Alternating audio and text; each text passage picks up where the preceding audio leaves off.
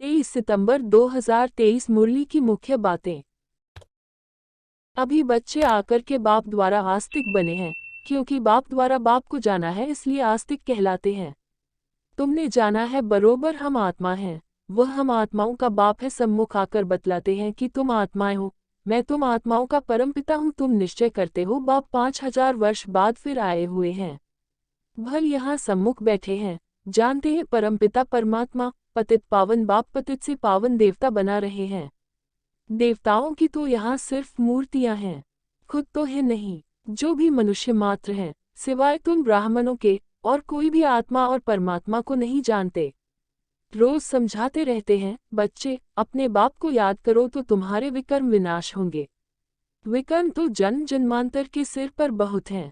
तुम जानते हो मम्मा बाबा, जिसको ब्रह्मा सरस्वती कहते हो, वह नंबर 1 में है। वह भी खुद कहते हैं इतना योग लगाते हैं, मेहनत करते हैं तो भी अनेक जन्मों के पाप कटे नहीं हैं। कुछ न कुछ भोगना पड़ता है, अंत में इस भोगना से छूटकर मातीत अवस्था को पाना है, पुरुषार्थ करना है। अभी तुम जानते हो परमपिता परमात्मा ज्ञान सागर है, वह इन सब वेदों शास्त्रों आदि के राज को जानते हैं, वही पढ़ा रहे हैं। बाबा ने समझाया है अपने को देही समझो, हम आत्मा हैं, इस शरीर द्वारा हम कर्म करते हैं। अपने को परमात्मा तो कभी नहीं समझना है, शिव को भी कोई समझते नहीं है। जैसे आत्मा बिंदी है, वैसे शिव भी बिंदी है। बिंदी का निशान भी भ्रकुटी में ही दिया जाता है और कोई जगह बिंदी नहीं देंगे, भ्रकुटी में ही बिंदी दी जाती है। आत्मा भी यहाँ ही निवास करती है, ये किसको पता नहीं है। इतनी छोटी बिंदी में 84 जन्मों का अविनाशी पाठ नूंधा हुआ है, ये कितनी डीप बातें हैं। बाप कहते हैं मैं भी बिंदी हूँ, मुझे परमपिता परमात्मा कहते हैं। ब्रह्मा विष्णु शंकर को ब्रह्मा देवताय नमः, विष्णु देवताय नमः कहेंगे, उनको शिव परमात्माय नमः कहेंगे, तो शिव ऊंच ठहरा ना। शिव बाबा परमधाम से आते हैं। मीठे मीठे सिकीलदे बच्चों प्रति मात पिता बाप दादा का याद प्यार और गुड मॉर्निंग। रूहानी बाप की रूहानी बच्चों को नमस्ते।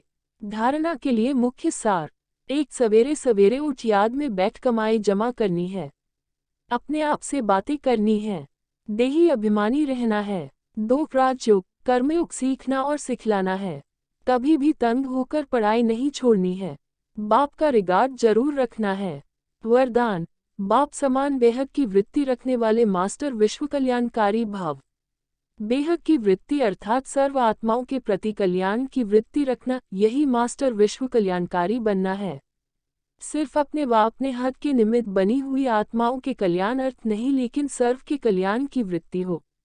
जो अपनी उन्नति में, अपनी प्राप्ति में, अपने प्रति संतुष्टता में राजी होकर चलने वाले हैं, वह स्वकल्याणी हैं। लेकिन जो बेहद की वृत्ति रख बेहद सेवा में बिजी रहते हैं, उन्हें कहेंगे बाप समान मास्टर विश्व कल्याणकारी। स्लोगन, निंदा स्तुति मान अपमान हानि लाभ में समान रहने वाले ही योगी तू आत्मा है। कृपया लाइक और सब्सक्राइब करें।